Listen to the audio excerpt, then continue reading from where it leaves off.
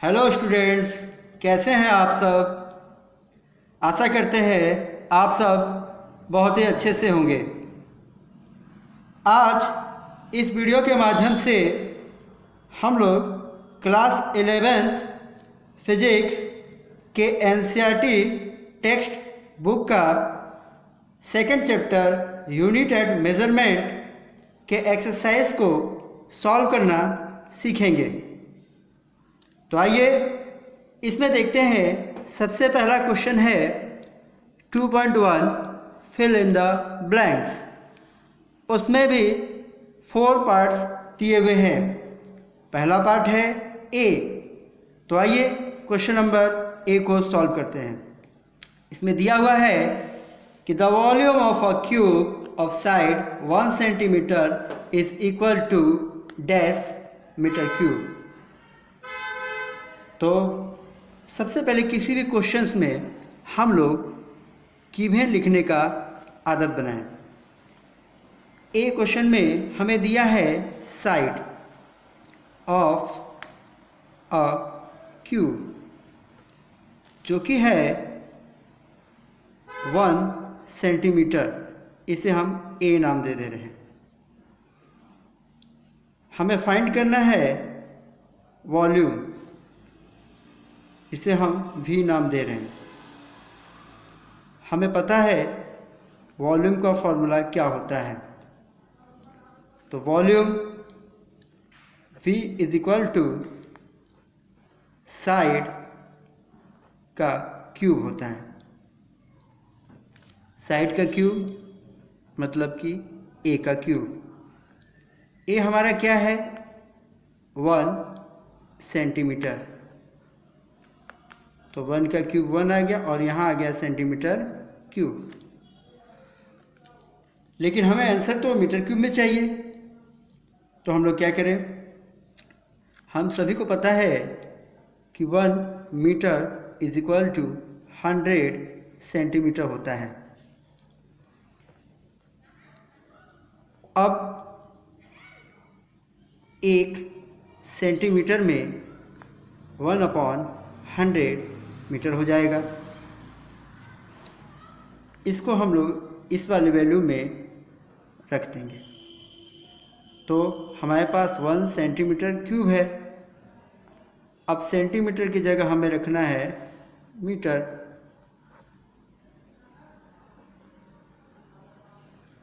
अब यहाँ पे ये है 10⁻² का होल क्यूब और मीटर क्यूब हो गया। अब ये हो जाएगा 1/10⁶ मीटर क्यूब। इसी को हम लिख सकते हैं 10⁻⁻6 मीटर क्यूब। जब नीचे होता है किसी का भी पावर पॉजिटिव में, ऊपर जाके वो पावर निगेटिव में आ जाता है। ठीक है। इसी क्वेश्चन को अब हम लोग दूसरे तरीके से भी करते हैं, जिसे हम डायमेंशन का तरीका भी बोल सकते हैं। तो आइए देखें कैसे करेंगे इसे। हमारे पास था 1 सेंटीमीटर क्यूब, जिसे हमें कन्वर्ट करना था मीटर क्यूब में। ठीक है। अभी क्या है, जो भी यहाँ पे होगा उसे हम पहला नंबर कहते हैं, यहाँ वाले को पहला यूनिट कहते हैं, और यहाँ पे जो आएगा उसको दूसरा नंबर कहते हैं, इसको दूसरा यूनिट कहते हैं। और हमें ये फाइंड करना है। इट मीन्स हमें N2 फाइंड करना है। तो हम इसे लिखेंगे कैसे, N1 U1 is equal to N2 U2, और U2 को हम नीचे भेज देंगे। It means N1 U1/U2। चूँकि अभी मैंने बोला आपको कि ये डायमेंशन का मेथड है, तो यहाँ यूनिट से मतलब नहीं है। मैं इसे उल्टा लिख देता हूँ, N2 is equal to N1 U1 U2। तो हम यहाँ डायमेंशन का यूज़ करेंगे। तो जहाँ पे यूनिट 1 है तो हम U1 को M L T से रिप्रेजेंट करने जा रहे हैं। आपको पता है M मास के लिए, L लेंथ के लिए और T टाइम के लिए को रिप्रेजेंट करने के लिए यूज़ किया जाता है। ये हो गया आपका। तो यहाँ पे हम इसे लिखेंगे M1 क्योंकि ये यूनिट 1 का है, और नीचे लिखेंगे M2 क्योंकि नीचे यूनिट 2 है। और ये यहाँ पे इनका डायमेंशन, इसी को डायमेंशन कहते हैं जो पावर हमने A अभी लिखा है। ठीक है, यहाँ पे मैं लिखूँगा L1 L2 एंड इसका डायमेंशन P लिखूँगा। यहाँ पे T1 है, T2 है, इसका डायमेंशन C है। N1 हमारा क्या है, आप यहाँ पे देखिए N1 हमारा 1 है, हम यहाँ पे 1 लिखेंगे। M1 कुछ लिखने की ज़रूरत नहीं है क्योंकि हमारा जो डिराइव करना है, किस इसमें लाना है वो है मीटर क्यूब, उसी में लाना है। तो मास का तो यहाँ पे कोई बात ही नहीं है, इसलिए उसके डायमेंशन को 0 कर देंगे। लेंथ का है यहाँ पे तो 1 सेंटीमीटर लिखेंगे। ध्यान दीजिए सेंटीमीटर क्यूब नहीं लिखना है, किस में कन्वर्ट करना है, मीटर में करना है। अब उसके पावर को देखिए क्या लिखा है, हाँ तो पावर 3 है तो वो B की जगह पे लिखा जाएगा। T1 T2 को फिर हम कुछ नहीं लिखेंगे क्योंकि यहाँ पे हमें टाइम के बारे में भी कोई भी चीज़ नहीं दिया हुआ है। अभी हमें क्या करना होता है, ये सब 1 हो जाएंगे। हाँ, इसमें सेंटीमीटर या मीटर को हम कन्वर्ट कर लेंगे किसी एक यूनिट में। तो चूंकि 1 मीटर पे 100 सेंटीमीटर होता है और यहाँ पे ये भी 1 हो जाएगा। अब देखिए यहाँ पे मीटर की जगह हमने 100 सेंटीमीटर लिख दिया है। सेंटीमीटर से सेंटीमीटर कट जाएगा, यहाँ 1 यहाँ 1, और ये 1/10⁻², चूँकि 100 है और बाहर यहाँ पे 3 है। और आप सब जानते हो 1 का सभी मल्टीप्लाई 1 बन जाएगा और नीचे 1/10⁻6 आ जाएगा। ठीक है, और ये ऊपर जाएगा तो 10⁻8 इतना हुआ। अब ये ऊपर जाएगा तो 10⁻⁻6 हो जाएगा। ठीक है, यहाँ तक आप अभी पीछे भी देखेंगे कि हम पीछे भी दिखा देते हैं। आपका आंसर यही आया था, ये देखिए 10⁻⁻6। तो इस तरीके से हम डायमेंशन की मदद से भी क्वेश्चंस को कर सकते हैं। यदि कभी क्वेश्चन में आ गया कि आप डायमेंशन के मदद से करिए। इसी चैप्टर का क्वेश्चन नंबर 2.1 का पार्ट बी को हम लोग देखते हैं। इसमें दिया हुआ है कि the surface area of a solid cylinder of radius 2 centimetre and height 10 centimetre is equal two millimetre square दिया है। हमें पहले तो इसका सरफेस एरिया निकालना होगा। तो जैसा कि मैंने आपसे बताया था कि हम लोग सबसे पहले गिवन लिखा करें। तो रेडियस हमें दिया है 2.0 सेंटीमीटर, उसके बाद हाइट h को दिया है 10.0 सेंटीमीटर, और हमें सरफेस एरिया फाइंड करना है। तो आइए, सरफेस एरिया क्या होता है सिलेंडर का। एक सिलेंडर बना लें हम छोटा सा। ठीक है, बहुत बढ़िया। ये पे रेडियस है r और ये इसकी हाइट होती है। ठीक है, अब सिलेंडर के पास 3 सरफेस होते हैं, जैसा कि आप देख सकते हैं। ये आप पेन को ही देख लीजिए, अगर इसको सिलेंडर समझेंगे इस पेन को, तो एक तो इसका कर्व सरफेस है, ये सब कर्व है, और एक ये है आपका, और एक साइड है आपका ये है। 3 साइड होते हैं, किसी भी आप सिलेंड्रिकल चीज़ को देख सकते हैं। तो ठीक है, एक ऊपर वाला है, ऊपर वाले पार्ट का एरिया जो होता है वो πr² होता है, और उसी प्रकार नीचे वाले का भी πr², और कर्व सरफेस एरिया जो होता है वो होता है 2πrh। तो ये तो बेसिक चीज़ है। तो आइए इसको लिखते हैं। तो πr² हो जाएगा हमारा 2πr² प्लस 2πrh। इसमें हम लोग 2πr कॉमन ले लेंगे, r प्लस h बचेगा। तो हमारा होगा क्या आगे, तो 2 रहेगा, पाई की जगह 3.14, r हमारा 2 लिख लेते हैं, फिर यहाँ पे भी 2 प्लस 10 लिख लेते हैं। मैं पॉइंट को भी हटा रहा हूँ, जबकि हम लोग जब सिग्निफिकेंट आप पढ़ लेंगे तो फिर आपको उसके बारे में क्लियर होगा। पढ़े होंगे तो आपको जानकारी भी होगी इसकी। और ये आ जाएगा 2, 3.14 इंटू 2 और यहाँ पे 12, 2 to the 4 12, 3.14 इसको इंटू करने पे हमारा आएगा कितना जाएगा आपका, ये आ गया आपका 48 इंटू 3.14। तो ये इंटू करने पे आएगा 150.72 सेंटीमीटर स्क्वायर, ये हमारा आ गया। अब हमको इस सेंटीमीटर स्क्वायर को कन्वर्ट करना है मिलीमीटर स्क्वायर, ठीक है। हमारा ये 1 सेंटीमीटर में हम जानते हैं कि 10 मिलीमीटर होता है, तो हमारा 150.72 सेंटीमीटर स्क्वायर है। तो स्क्वायर निकालना है तो हम लोग इस सेंटीमीटर को स्क्वायर में कन्वर्ट कर लेते हैं। तो फिर हम लोग करेंगे क्या कि 1 सेंटीमीटर स्क्वायर में कितना होगा, तो हमारा 10 इंटू 10 मिलीमीटर स्क्वायर हो जाएगा, जो कि 100 मिलीमीटर स्क्वायर होगा। इट मीन्स कि अगर हमको इसे निकालना है तो इसमें हमको 100 का मल्टीप्लाई करना होगा, तो 1.72 इंटू 100 करेंगे तो ये मिलीमीटर स्क्वायर में कन्वर्ट हो जाएगा, ठीक है। तो हमारा हो जाएगा ये। साइंटिफिक नोटेशन में लिखने के लिए हमें करना क्या पड़ेगा, ऊपर नीचे 100 का मल्टीप्लाई करना पड़ेगा। तो ये जब डिवाइड करेंगे तो 1.5072 इंटू 10⁴ मिलीमीटर स्क्वायर हो जाएगा। साइंटिफिक नोटेशन एक डिजिट के बाद पॉइंट लगाने को कहते हैं, ठीक है। फिलहाल इतना आप समझ जाए। एंड राउंड ऑफ में आपका आंसर आएगा 1.5 इंटू 10⁴ मिलीमीटर स्क्वायर। तो ये आपका आंसर हो गया।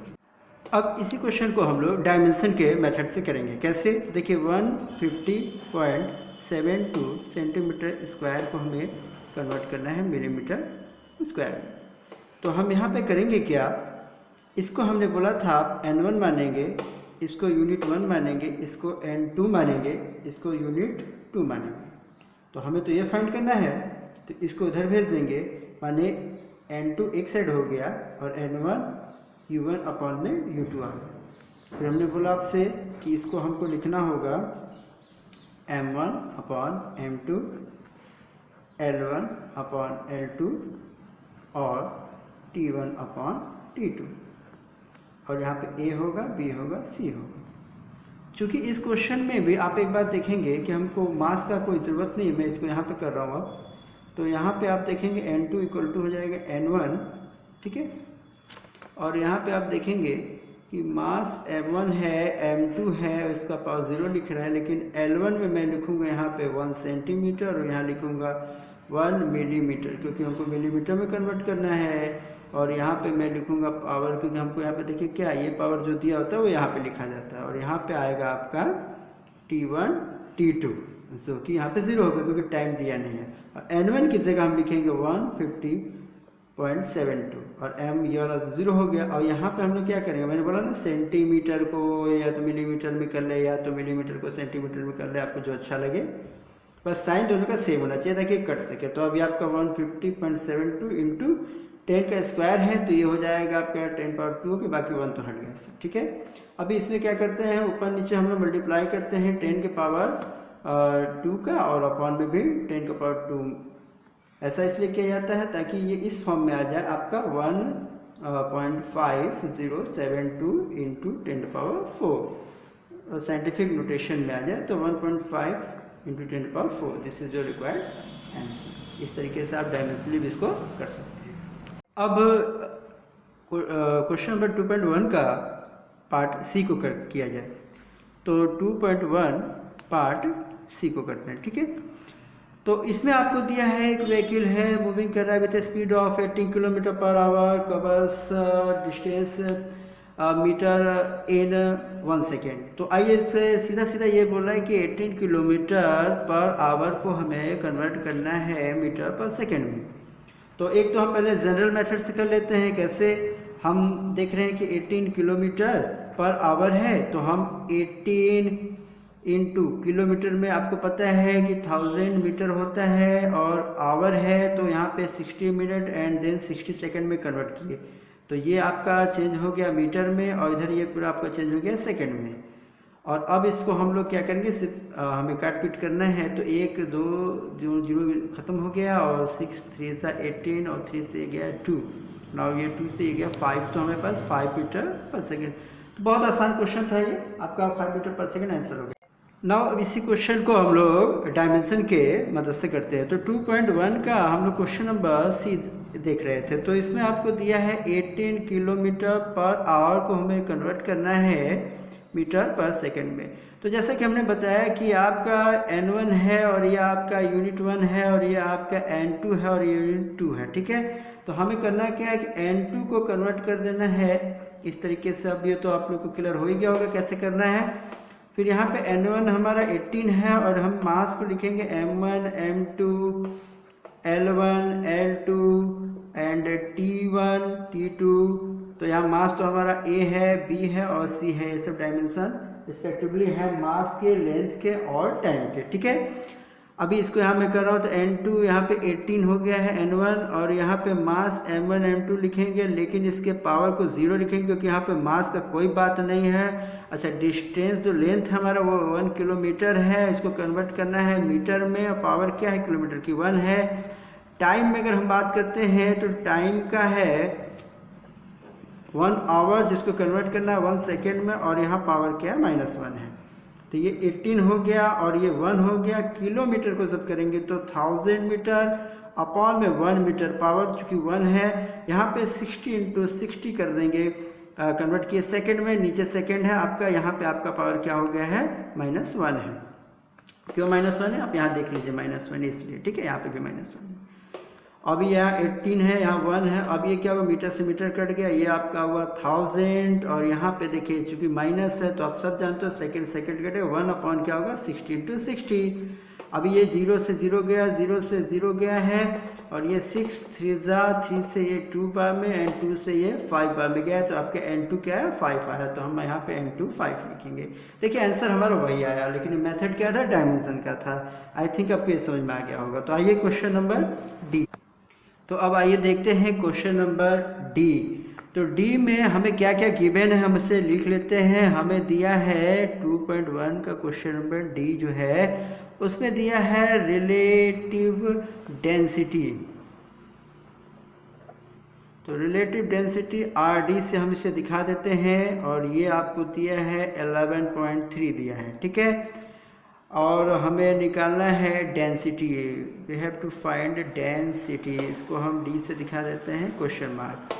तो आइए, हमें मालूम है कि रिलेटिव डेंसिटी का फॉर्मूला होता है डेंसिटी ऑफ सब्सटेंस। यहाँ पे हमें ये लीड दिया है, density of lead upon density of water at 4 degree Celsius. और 4 डिग्री सेल्सियस पे ही जो वाटर की डेंसिटी होती है उसे लिया जाता है।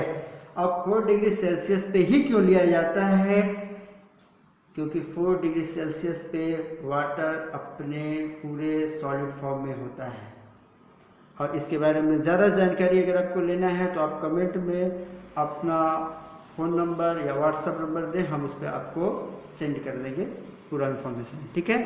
तो आगे बढ़ते हैं। तो रिलेटिव डेंसिटी है 11.3 और डेंसिटी ऑफ लीड हमें दिया है, और सॉरी निकालना है डेंसिटी ऑफ लीड हमें निकालना है। और डेंसिटी ऑफ वाटर जो होता है एट 4 डिग्री सेल्सियस में ग्राम में अगर बात करें तो 1 ग्राम पर सेंटीमीटर क्यूब होता है, डेट इज़ 1 ग्राम पर सेंटीमीटर क्यूब।